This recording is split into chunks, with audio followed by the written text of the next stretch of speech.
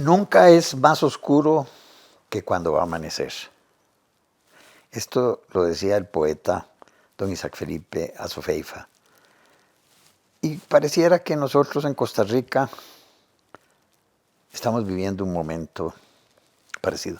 Y no solo en Costa Rica, toda nuestra América Latina, en un mundo en transformación, está viviendo un momento donde lo viejo ya no funciona y lo nuevo todavía está por nacer. Existe desesperanza frente a un sistema centralizado donde predomina la impunidad para los delitos de cuello blanco, con excesivos controles de procedimientos sobre las tareas y las personas, pero sin controles institucionales efectivos sobre los resultados, que es lo que importa. Se ven los problemas de funcionamiento como fallas morales de personas y se buscan salvadores que cambien las cosas, pero no se percibe el sistema que, carente de controles efectivos y con una gran cantidad de autopistas de impunidad, reproduce la corrupción y la ineficiencia. En estas condiciones, remachar en el moralismo, sin enfrentar los problemas del sistema, produce más de lo mismo y agudiza la desesperanza, porque llegan los salvadores y también los salvadores salen atollados del mismo problema, porque el sistema es el que crea las condiciones, el sistema donde no hay rendición de cuentas reales, donde existe impunidad, es el que reproduce la corrupción. Percibir el sistema y ubicarlo es el primer paso para iniciar la ruptura de los círculos viciosos y la construcción de nuevos círculos virtuosos, cuyos resultados fortalezcan e impulsen el proceso de cambio. La descentralización, sin embargo, no es la pomada canaria que resuelve las cosas. Si no va acompañada de un sistema de participación de la comunidad, con controles nacionales y locales, donde no tenga espacio la impunidad, no rinde frutos. De otra forma se puede convertir en un gobierno de mafias. Es decir, en un gobierno, una democracia ficticia, no en algo sustentado en la participación de la gente. Pero la participación de la gente, ¿es esto posible? ¿O se trata de una utopía inalcanzable? Esto, señores, es posible, en tanto que se supere la visión individualista y sobre todo la práctica prevaleciente de ver la gestión pública como algo que desciende de las instancias institucionales, excluyendo la participación de la comunidad.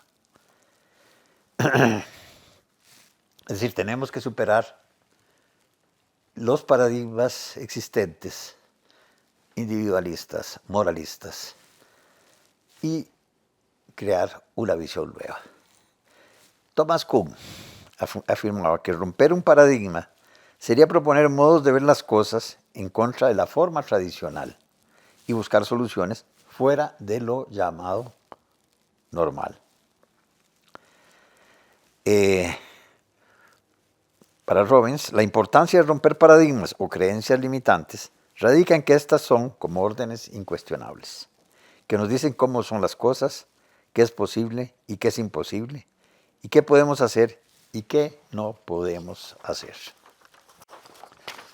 Los paradigmas vigentes tienen una fuerza inercial sobre la organización de las cosas y de la sociedad.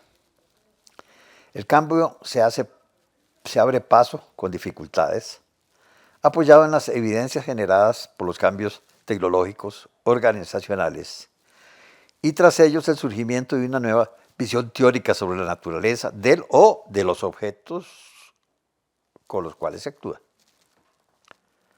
Los procesos de ruptura de paradigmas no son lineales, pero transforman la percepción y la acción sobre la realidad. Pueden ser simplemente técnicos o abarcar las formas de organización social, abriendo nuevas perspectivas de acción y resolución de problemas. En la historia de los ejércitos se encuentran muchos ejemplos de cambios técnicos y organizacionales que acabaron cambiando la estrategia y las leyes de la guerra. En el plano de la organización productiva contemporánea, tenemos el paso de la organización artesanal a la manufactura, sucedida por la revolución industrial fordista, que desplazó a su vez a las manufacturas, abaratando costos y precios. Esta última revolución, que se expandió por todo el mundo, fue superada posteriormente, no sin grandes resistencias, por la llamada calidad total.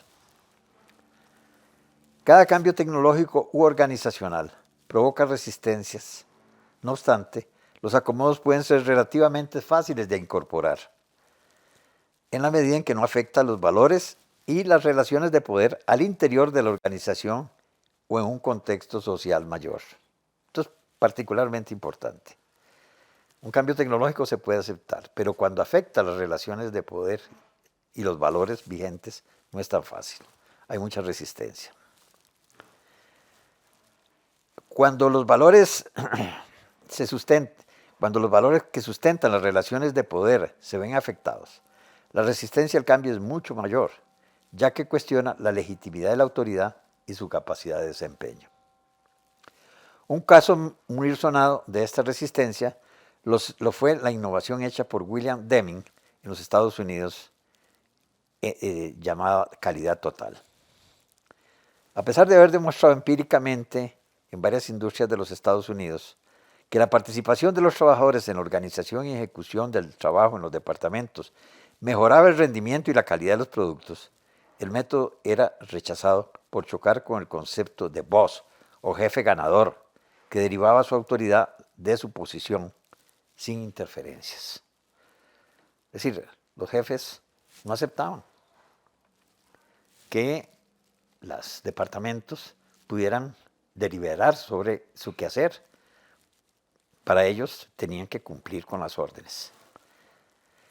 No fue sino gracias a que el general MacArthur, encargado de la reconstrucción de Japón después de la Segunda Guerra Mundial, que conocía el trabajo de Deming y las dificultades que éste estaba teniendo, lo invitó a llevar su propuesta a la Cámara de Industria de Japón.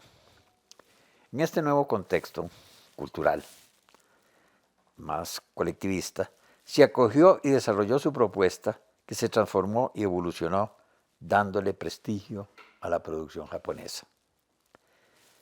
Calidad y precio de los productos japoneses se impusieron, desplazando, no sin resistencia, a los prejuicios. En este caso, la necesidad de sobrevivir se impuso. La necesidad se impone cuando hace evidente que si no se matizan las transformaciones, no hay alternativas para continuar por el mismo trillado camino. En el caso de la guerra de todo el pueblo en Vietnam, este país obligó al mayor ejército del mundo, más poderoso, el norteamericano, no solo a salir derrotado, sino a intentar realizar grandes ajustes en sus formas operativas, como la creación de boinas verdes, con otra estructura organizacional más participativa, para tratar de adecuarse al final sin éxito a las ofensivas vietnamitas.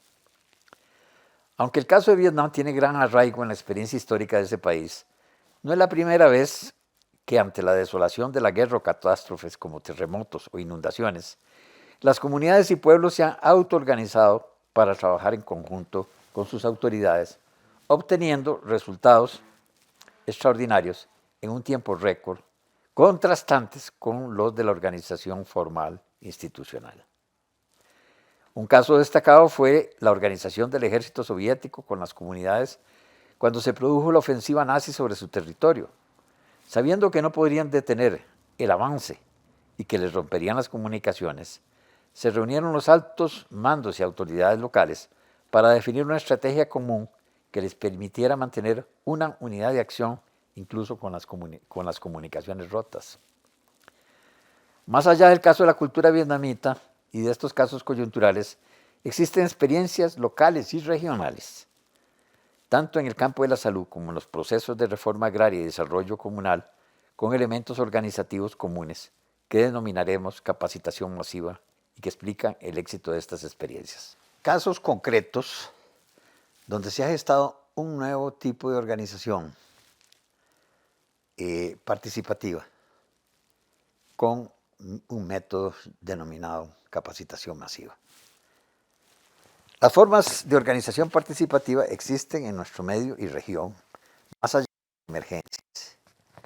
Ahí se ha estimulado a una verdadera participación y donde ha existido una conducción técnica y estratégica de respeto y valoración por incorporar a los grupos y comunidades. En estas experiencias, si analizamos su práctica con detenimiento, encontraremos, más allá de los conceptos formales, los sustentos epistemológicos, esto es de cómo se ve la realidad, que lo sustentan y que permiten que las políticas sociales se potencien en una gran simbiosis entre las comunidades y el personal técnico institucional.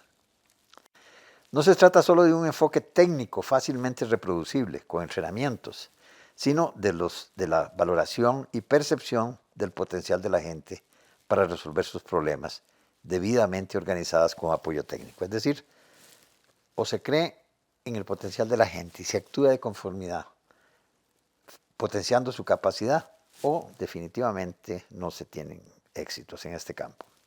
Tal es el caso del Hospital Sin Paredes, de los proyectos de reforma agraria en Honduras y Costa Rica en la década de los 70 del siglo pasado, y los proyectos de desarrollo local llevados a cabo por la organización, la Fundación Ceriti en Sudáfrica y por Yatermundo en Brasil, y el proyecto Germinadora en la zona sur del país. En todos los casos, a pesar de ser impulsado formalmente por instituciones dentro de una política pública, existió una resistencia a las estructuras centralistas e instancias de poder clientelista e institucional que limitó sus alcances y ámbitos de desempeño en cuanto al cambio institucional mayor, pero no pudo evitar el surgimiento de una organización autónoma y otra perspectiva de desarrollo cualitativa y cuantitativamente diferente. ¿Cuáles fueron estas diferencias? Veamos. El Hospital Sin Paredes. Es una de las experiencias más ricas que ha habido y más difíciles de alcanzar, porque el Hospital Sin Paredes es un proyecto de salud comunitaria, un proyecto de salud que exigía al personal médico y a las comunidades enfrentarse a los problemas de salud que tenían. Esto fue posible gracias a la visión del doctor Juan Guillermo Ortiz Gayer, que además de médico, especialista en desarrollo comunitario, fue un poeta y creyó plenamente en las capacidades de la gente. Y desde el principio empezó a viajar por todas las comunidades de los 5 cantones que atendía el hospital. Y les dijo a las comunidades donde había una amplia mortalidad materno-infantil, estamos hablando de principios de los 70 del siglo pasado, les decía, señores, esto se puede revertir si ustedes se organizan con en centros de salud, ¿verdad? Y si ustedes se organizan, yo le voy a quitar las paredes al hospital y voy a traer los médicos para acá.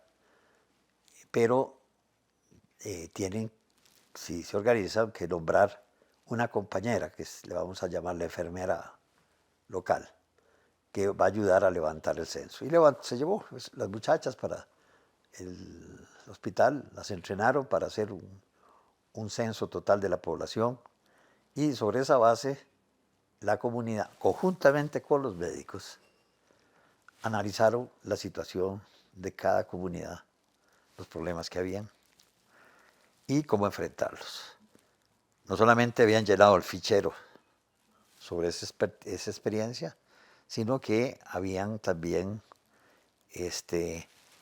elaborado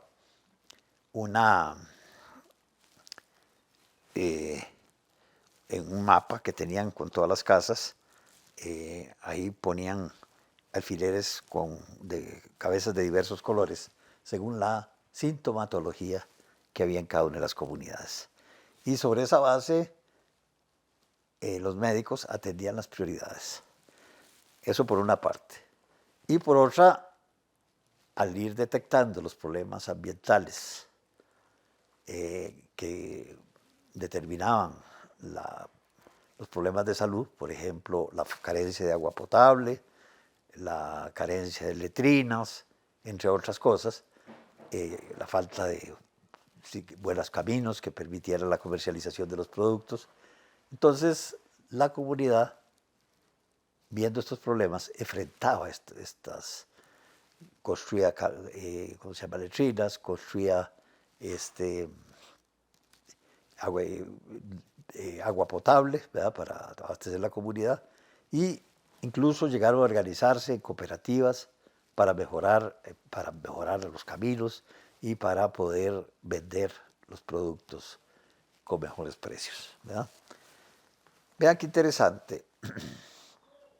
Aquí los médicos, al organizar la comunidad en función de la salud y ver las causas que estaban determinando los problemas de una salud adecuada, los integraron a la comunidad al trabajo sanitario, preventivo de las enfermedades. Ya no era solamente el equipo de médicos del hospital el que estaba trabajando por la salud de la comunidad, sino toda la comunidad, conjuntamente con los médicos, trabajando. Pero no solamente la comunidad se integraba, es que esto cambiaba la visión de los médicos, los acercaba a la realidad de la gente y les permitía entender mejor los problemas de la salud. Ya no eran simplemente problemas de enfermedades, sino problemas para mantener la salud. Ven qué interesante. Ahí se incorpora la comunidad alrededor de su necesidad. Los problemas de salud que ellos tenían eran muy graves. Se incorporan para resolverlos. Se incorporan recogiendo la información para hacer el análisis. El análisis lo hacen colectivamente, comunidad con médicos, y hacen un plan de trabajo conjunto, donde la comunidad se encarga de ciertas tareas, los médicos se encargan de otras, y de esta forma, veamos así, pues, la comunidad integrada, la comunidad participando en el diagnóstico, participando en el proyecto y participando en la evaluación, lograron traerse abajo todas las tasas de mortalidad materno-infantil, pero aceleradamente. Tan es así que la Organización Panamericana de la Salud primero, y posteriormente la Organización Mundial de la Salud, premiaron y dieron difusión a esta experiencia como una experiencia piloto, una experiencia exitosa a nivel mundial. Experiencia que incidió en el cambio de política de la Organización Mundial de la Salud en Alma Ata en 1978. Pero entonces veamos así, ¿qué pasó ahí? Hubo participación de la gente en todas las fases. Es decir, hay una organización que vota la gente, que es autónoma de ellos, con apoyo técnico de los médicos, pero que es autónoma de ellos, ¿verdad? Esta organización hace un plan de trabajo y lo ejecuta conjuntamente con el equipo de médicos. Y eso es lo que produce el resultado. Resultado que incluso provoca, en el caso de Costa Rica, un cambio en la ley de salud en el año 90, si no me equivoco, donde se decreta que la participación debe ser algo inherente en todo lo que es el desarrollo de salud comunitaria. Perfecto. Hasta ahí todo muy bien, todo funcionó. Pero, ¿qué pasó posteriormente? Posteriormente se institucionalizó el sistema de puestos de salud en forma de VAIS, manejados por las instituciones, donde se sustituyó en gran medida a las comunidades por los auxiliares de proyectos, los ATAP, ¿verdad? Auxiliares técnicos de proyectos comunitarios, no recuerdo el nombre ahora. Y la comunidad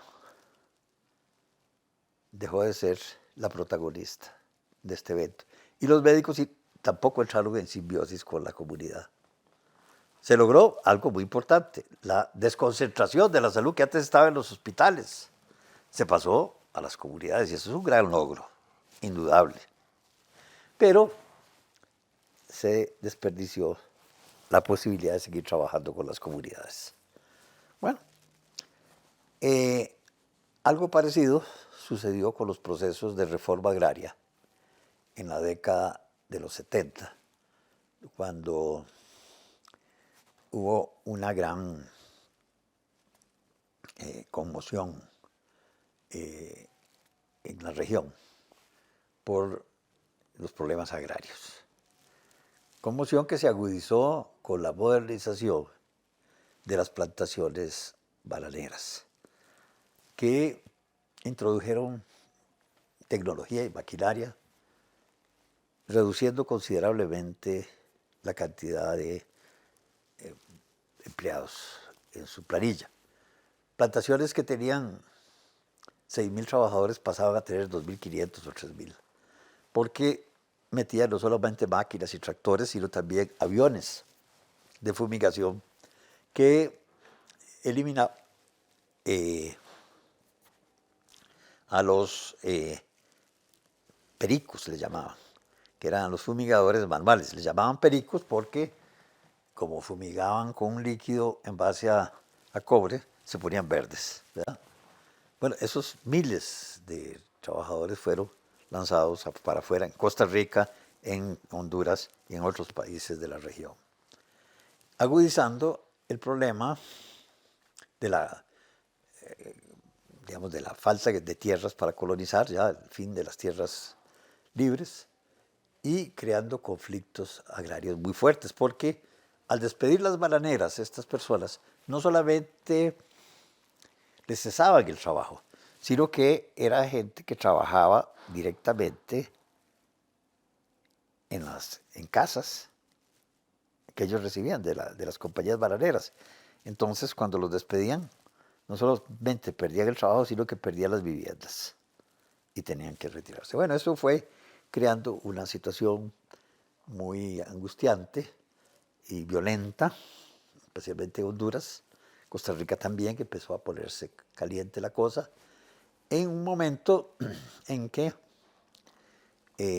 empezaban a surgir cada vez más focos guerrilleros en el continente y empezó a ponerse la cosa muy difícil. Bueno, los campesinos invadieron, hubo posibilidad en este contexto de que tuvieran las tierras porque era preferible eso a que se armaran guerrillas, ¿verdad?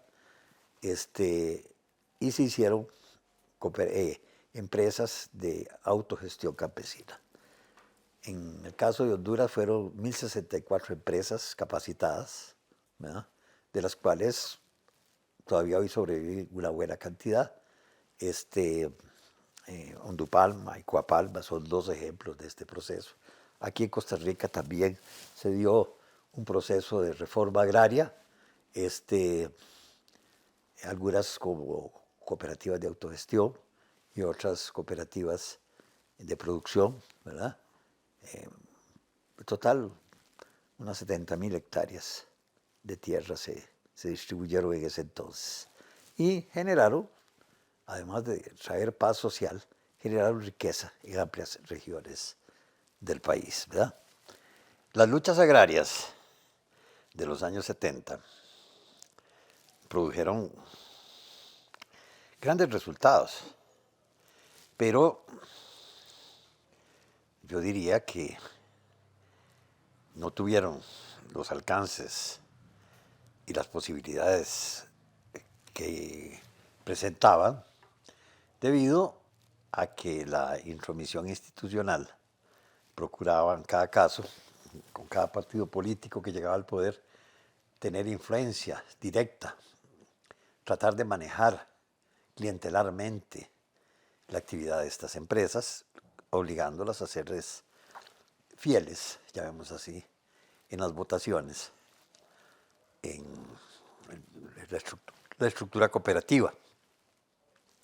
Y además, por ejemplo, el caso de Honduras fue mucho más violento porque se hicieron una gran cantidad de procesos represivos sobre las cooperativas y lo grande de toda esta experiencia es lo que han logrado hasta el momento.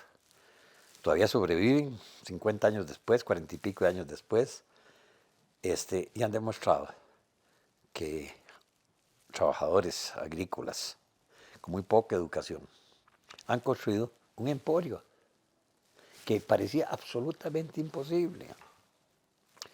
Yo estuve en la promoción de las cooperativas aquí en Costa Rica y recuerdo que a mí me decían, mira, pero vos estás loco, ¿cómo se te ocurre que gente con tan baja educación, descalzos muchos de ellos, van a poder hacer una empresa grande como la bananera?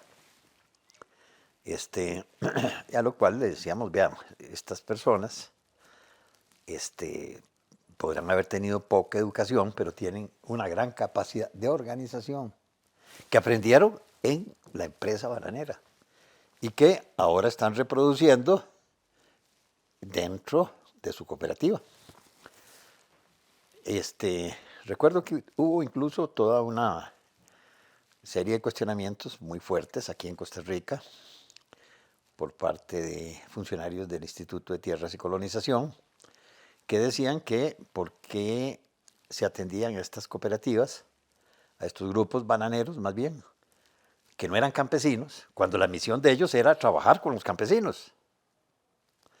Por suerte, don Teodoro Quirós, que entonces era gerente, logró entender muy bien que el trabajo en el campo no solo lo realizan los campesinos, sino también los obreros agrícolas, y que en este caso esos obreros ya organizados iban a poder crear empresas de gran envergadura.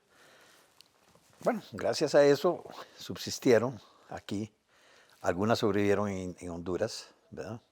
Todavía hasta el día de hoy. Pero en todos los casos, vean qué interesante, son grupos que se autoorganizaron para tener tierra, para tener empleo.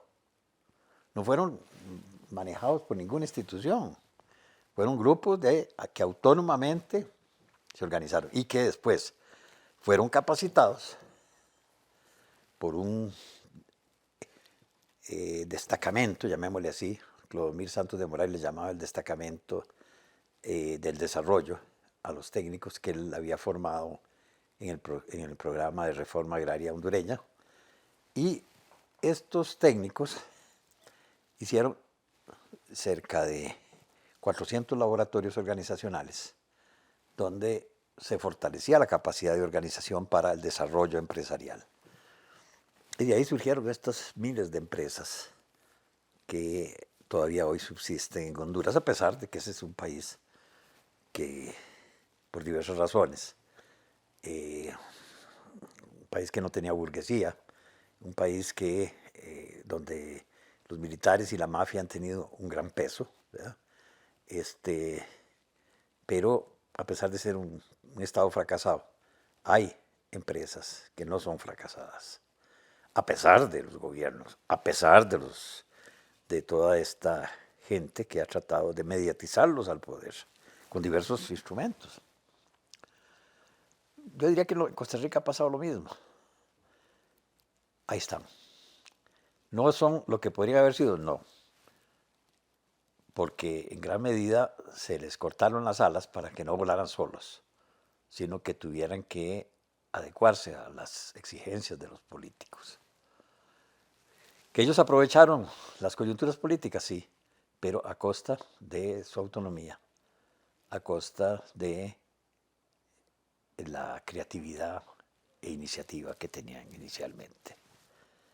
Bueno, pero vimos cómo estos grupos que de no haberse organizado en forma de cooperativas y de no haber tenido un espacio en el desarrollo, se hubieran convertido en elementos marginales en las ciudades, lograron crear empresas, generar empleo y riqueza. Y sus hijos hoy ya son señores que algunos de ellos estudiaron, por ejemplo en el caso de Copesilencio, de ahí salieron abogados, ingenieros, profesionales de diverso tipo, porque las cooperativas se preocuparon por eso desde el principio. Y sus nietos son parte de la inteligencia nacional. Todo esto es posible si se cree en la gente y sobre todo si se le capacita organizacionalmente, que es aquello que le permite tener buenos resultados como empresarios y como ciudadanos, ¿verdad? Bueno, esta situación agraria fue retomada posteriormente, más que la situación agraria, esta metodología de capacitación que se usó en los 70, 80, fue retomada posteriormente por la Universidad Nacional en los principios de la década de los 2000. Y ahí se hizo un primer proyecto piloto en el área de Nosara en el año 2003. Un piloto para el desarrollo, que se montó un laboratorio para el desarrollo comunal en una región de pobreza, en un distrito de pobreza. Y fue muy interesante, no solo porque en los laboratorios la gente tiene que organizarse para resolver sus problemas. Esa es la tarea que tienen. Y ese es el aprendizaje fundamental que adquieren. Y la capacidad más importante. Se organizan para llevar cursos, se organizan para montar proyectos, pero se organizan. Y aunque el proyecto de hoy no sea el mejor para mañana, ya aprendieron a hacer proyectos. Ya se alfabetizaron en proyectos. Y además se reunieron como comunidad para buscar soluciones comunes a sus problemas.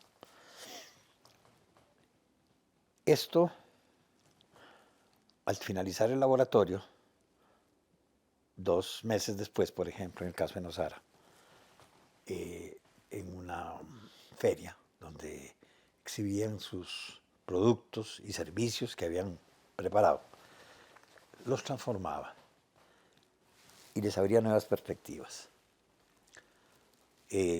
A la clausura de este laboratorio llegó la vicepresidenta de entonces, doña Linet Saborío. Incluso me preguntó, yo estaba ahí, dígame una cosa, porque en la clausura habían participado centenares de personas. Hay que decir que Nosara era entonces un cantón, un distrito, perdón, del cantón de Nicoya con 3.000 habitantes y en el laboratorio habían participado 300. Y en la feria había mucho más gente, sus amigos, conocidos, etcétera, que habían llegado a la clausura. Entonces doña Inés me preguntó, ¿cuánto les costó traer a esta gente? Yo le dije, ni un 5. Esta metodología funciona con el impulso de la gente, por los intereses de la gente. La gente viene aquí porque quiere ver sus productos, quiere ofrecer sus productos, quiere comprar las cosas que se han hecho. Bueno, entonces recuerdo que para ese entonces, y aquí voy a contar una historia que me parece muy interesante. Para ese entonces, ella me dijo, ¿por qué no hacemos algo así para aplicar a la lucha contra la pobreza, que no es una cosa fácil? Yo le dije, mire, doña Linet, con muchísimo gusto, dele usted orden a Limas de que levante un censo de pobreza, porque necesitamos saber cuáles son las causas de la pobreza aquí para enfrentarlas, además del desempleo y estas cosas. Y efectivamente el censo se hizo en 2004 o 2005 por ahí, por parte de Limas, y hubo resultados muy interesantes, porque de las 900 familias que había en ese entonces en Nosara, 450 estaban en condiciones de pobreza y 150 de esas familias estaban en pobreza extrema. Entonces, bueno, yo que todavía jugaba de tecnócrata en ese entonces, me fui a hablar con el estadístico de Limas y le pedimos que nos dijera, usando la computadora de ahí, la base de datos, qué pasaba si se le daba pensión no contributiva, porque de los 150 familias en condiciones de pobreza que había ahí,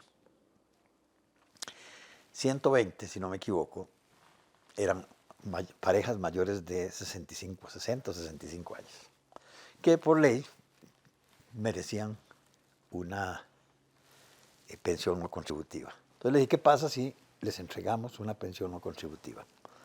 Entonces hizo los cálculos y salían de la pobreza extrema, pero no salían de la pobreza.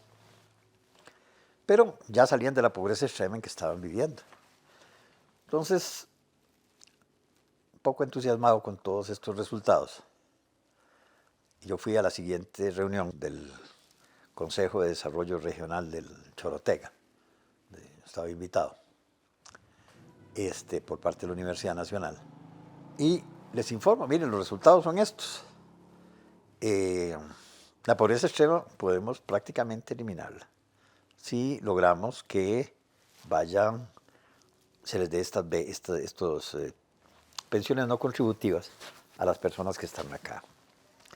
Eso era un éxito, sobre todo pensando en que la inversión social en ese distrito era de 267 millones y con 89 millones de ese entonces, 78, no recuerdo, esta gente salía de la pobreza extrema.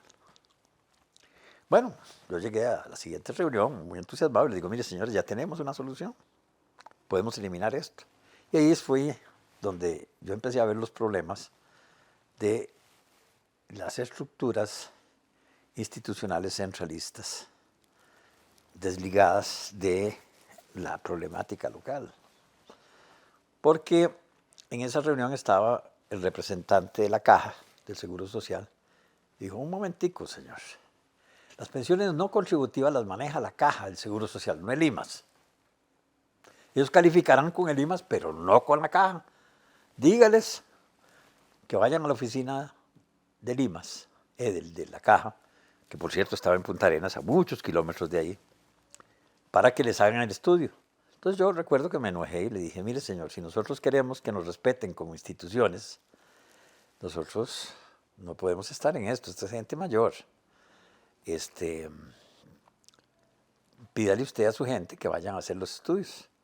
Y fueron a hacer los estudios y de las 120 personas que había calificado el IMAS, ellos solo aceptaron 15. Y cuando me pongo a indagar por qué, resulta que posiblemente desde el piso 16 del edificio de la Caja sacaban cálculos, ¿verdad?, muy raros. Porque las personas que tenían más de 500 metros de propiedad, o sea que es un minifundio en el campo, un minifundio donde hay un par de viejos metiendo semillas de maíz para comer, ¿verdad? Y tal vez teniendo unas gallinas. Bueno, a esto, que es un minifundio, y todo el mundo que conoce de cosas agrarias sabe que el minifundio no da para la sobrevivencia, sobre todo cuando los dueños son viejos. Bueno, esta gente consideraba que como tenían más de 500 metros de propiedad, eran ricos y no eran sujetos de una pensión no contributiva. Y así los descalificaban. Es decir, desde la torre de la Caja decían, no, los que tienen más de 500 metros no pasan. Bueno, ahí empezó Cristo a padecer, pero seguimos viendo. ¿Qué pasaba? Que las becas que se daban para que los estudiantes pobres continuaran estudiando, que las daban, se le pasaban al Ministerio de Educación por parte del organismo que otorgaba los créditos para las becas, donaba las becas. El Ministerio de Educación de San José las mandaba a Liberia, a Nicoya, y al llegar a Nicoya se las pasaba a la gente de Nosara. Pero aparentemente ya se había perdido el sentido de esa beca. Entonces, cuando llegaban a Nicoya, ellos decían, las autoridades de educación ahí, decían, bueno, no, miren, eso es un trabajo adicional, ¿verdad?, que hay que hacer. No lo vamos a mandar, y en Nosara había 7 escuelas, 4 unidocentes y 3 en los centros de población mayores, ¿verdad? Entonces ellos dijeron, no, como ahí, en ese contexto, los profesores que están en las escuelas unidocentes ya tienen mucho trabajo, no se las mandemos a ellos, mandémoselas a los centros, a La Esperanza, ¿cómo se llama? Nosara y el Barco, no me acuerdo cuál es el tercero, y para que ellos las distribuyan. Y las distribuyeron. ¿Pero a quién se las distribuyeron? A los mejores estudiantes. Es decir, había salido un dinero para dárselo a los más pobres para que continuaran estudiando, pero entre pasar de San José a Liberia, Nicoya y llegar a la zona, se había transformado en una beca por buenos resultados de estudiantes. Entonces, 60% de los niños que habían recibido beca no eran pobres. Vean ustedes el problema de la estructura centralizada, cuando no hay una integración alrededor de las necesidades de las comunidades, ¿verdad? La caja, por un lado, tomando decisiones desde la torre en la Avenida Segunda, que nada que ver con las necesidades locales. Y incluso los recursos de otras instituciones se concentraban en La Esperanza, que era el pueblito más organizado, pero no necesariamente el que más necesitaba. Pero bueno, o sea, la estructura centralizada era un obstáculo grande. Y además, la importancia de cómo se veían los programas de promoción, no como asistencia, sino como promoción y desarrollo, pensando en la capacidad de la gente. Fue por eso que, eso fue interesante, porque todos estos datos se publicaron en su momento y incluso se destacaron en una editorial en el Diario de la Nación y en varias páginas en su momento, cómo las instituciones mismas entorpecen el desarrollo de la política social, ¿verdad? Entonces, claro, esto se publicó y se dijo y todo el mundo, sí, pero no hicieron nada para transformar la estructura institucional central. Por su parte, a través de la universidad, siguiendo la experiencia que había tenido Clodomir en Honduras, nosotros insistimos en formar un proyecto ya masivo. Si ya no un proyecto piloto como el que habíamos hecho en Nosara, sino un proyecto que abarcara toda una región. Y logramos que este proyecto se interesara por este proyecto, en primer lugar, Habdeba, que hizo el financiamiento y lo mandó a la Contraloría, pero la Contraloría, como lo había mandado como para pagar honorarios, una cosa rarísima, la Contraloría lo desechó. Bueno, yo traté de hablar con el responsable de la Contraloría para explicarle las cosas, pero no hubo manera. Al final, sí se pudo aprobar por parte de Judesur en la zona sur. Un proyecto para formar a los formadores que iban a transformar toda la región. Y gracias al ministro del sector social de entonces, se hizo un equipo de instituciones para darle seguimiento y cobijo, que él conocía la experiencia que habíamos hecho nosotros con las cooperativas en los años 70, que él había sido compañero de mi hermano Alberto, cuando estudiaba medicina y conocía de cerca la experiencia de las cooperativas. Entonces él propuso y montó un comité interinstitucional para darle seguimiento al proyecto. Bueno, y ahí estaba, además de las instituciones como el IMAS y ¿cómo se llama? El INA, estaba también, y Judesur, estaba también Movimiento Cooperativo, CONACOP, CENECOP, ¿verdad? Infocop, ¿verdad?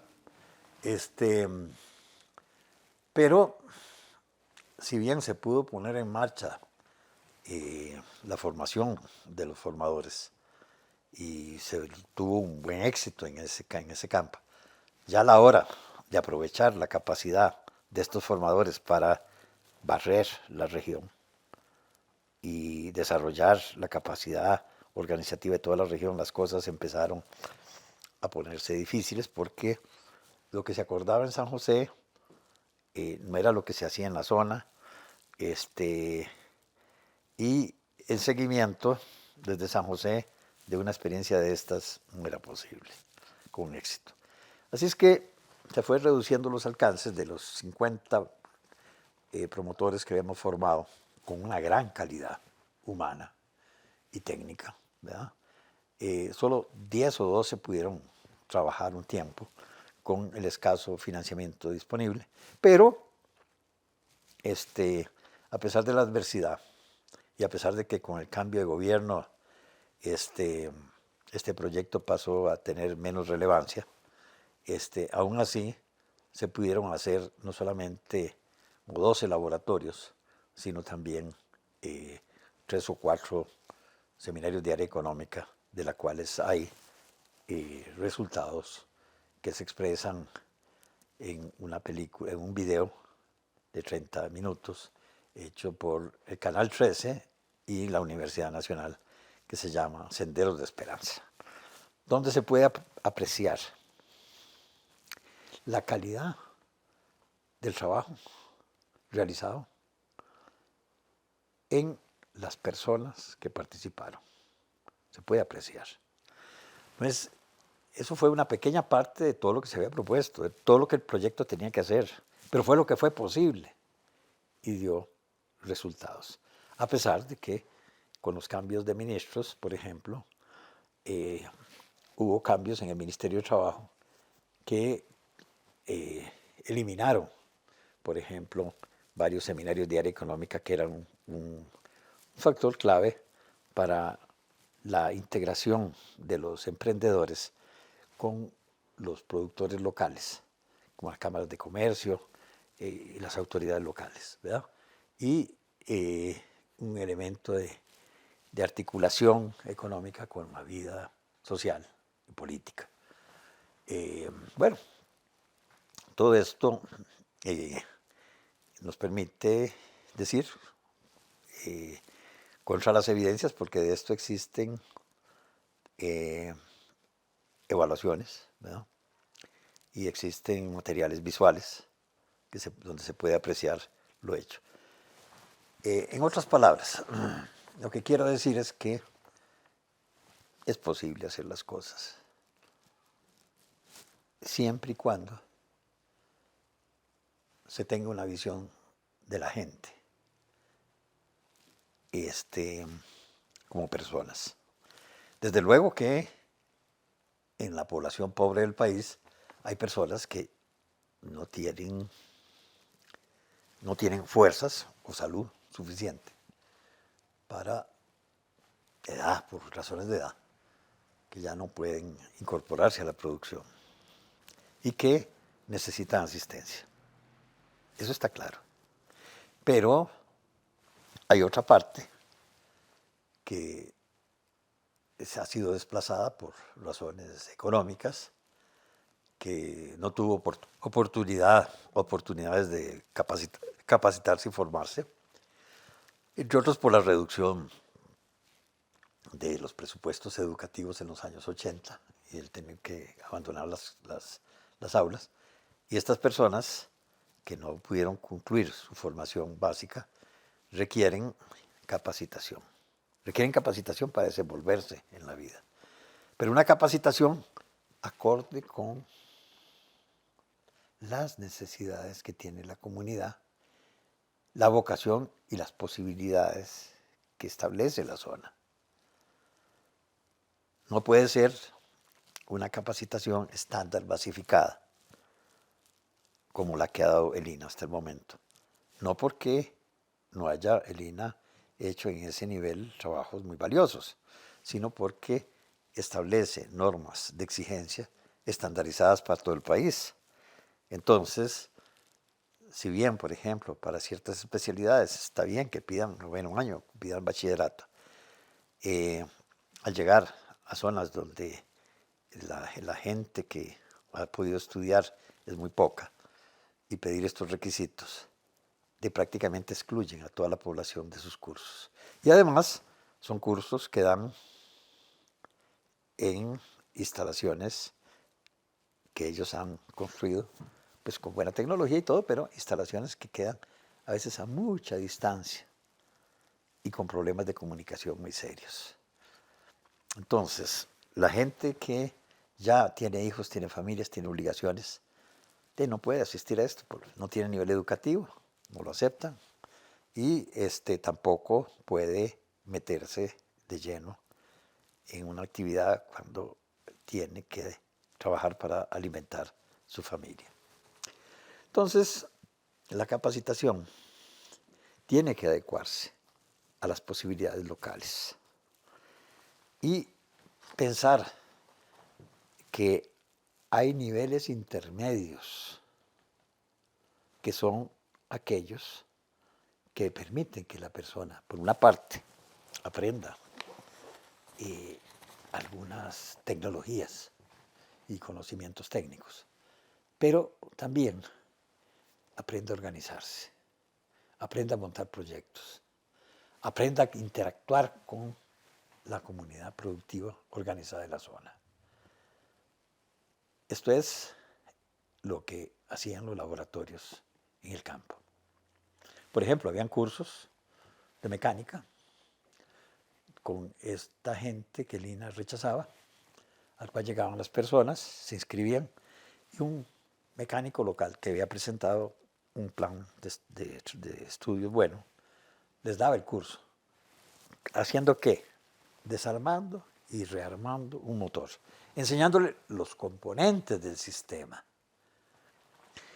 Después de ese curso, los que participaban en el curso no eran mecánicos, pero ya podían tener un lenguaje común con los mecánicos, podían ser asistente mecánico y podían haberse iniciado ya en un trabajo profesional, ¿verdad? O haber descubierto su vocación y sus capacidades en determinados campos. Pero para eso hay que estar en el terreno. Hoy en día China es una gran potencia. Después de la revolución, que había una gran pobreza, inició la revolución en salud con los llamados médicos descalzos, que eran curanderos tradicionales, que era lo que tenían y con lo que podían hacer cosas. Evidentemente, nuestro capital humano debe formarse de acuerdo a las necesidades de las regiones, pensando en mantener un equilibrio del tejido social y respondiendo a las necesidades económicas de cada zona. En esta época necesitamos doctores y técnicos de alta calificación, pero necesitamos también técnicos que ayuden en el desarrollo, que también hay que formarlos en instituciones, pero no podemos olvidarnos de los que no tuvieron la oportunidad educativa, de los que fueron rechazados por el sistema educativo nacional en los años 80 y no pudieron estudiar. ¿Qué hacemos con ellos? ¿Dejarlos en manos del narcotráfico? No. Es gente con ganas y voluntad de superarse. Necesita escalones intermedios para poder subir en escala de conocimiento, respondiendo primero a las necesidades locales, a las innovaciones locales, que las hay. Por ejemplo, las que han hecho en Talamanca, la APTA, Asociación de Pequeños Productores de Talamanca, que es el mayor clúster que tiene Costa Rica, integrado por indígenas y no indígenas, donde se han integrado los saberes culturales y logrado éxitos que la tecnología tradicional no puede hacer, como por ejemplo la vacuna contra la monilia, esa enfermedad terrible que ha desgastado el cacao costarricense, la monilia. Ellos han logrado esto en el colegio de los más pobres del país. con voluntad y educación, adecuada a las necesidades de la época. Ahí también ha habido programas excelentes, impulsados por un técnico en computación, Arnoldo Mora, para impulsar la utilización de software libre en la resolución de los problemas locales. Hay que incorporar la gente a la tecnología. Y ese no es un proceso que se hace de la noche a la mañana. Es un proceso que requiere el desarrollo regional y que debe ser enfrentado por un Estado desconcentrado, por un Estado descentralizado, donde, si bien hay políticas nacionales, hay decisiones que se toman en los gobiernos locales. Entonces, las políticas sociales deben tener características muy propias. No pueden ser asistencialistas, aunque la asistencia a quienes ya no pueden valerse por sí mismos es necesaria. Ancianos y discapacitados que deben ser atendidos con asistencia. Pero no se puede pretender dar asistencia y supervisar como si fueran niños a las personas que son mayores de edad, que están en pleno uso de sus capacidades, que lo que necesitan es capacitación.